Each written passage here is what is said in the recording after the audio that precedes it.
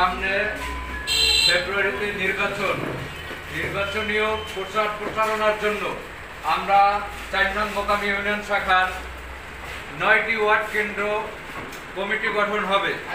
এই কমিটিতে যারা থাকবে তারা নির্বাচনীয় সকল ধরনের প্রচারণার কাজ করবেন।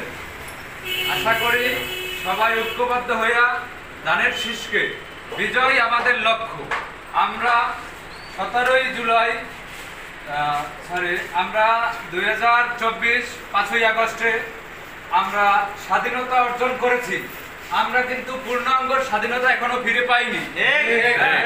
এই লক্ষ্যে আমাদের সামনের ফেব্রুয়ারির নির্বাচনে আমাদের জয় হইলে আমাদের মূল লক্ষ্য। এই লক্ষ্যে সবাই ঐক্যবদ্ধ হয়ে কাজ করতে হবে। এই বলে আমার ক্ষুদ্র বক্তব্য শেষ করছি। আল্লাহ হাফেজ। বাংলাদেশ জিন্দাবাদ।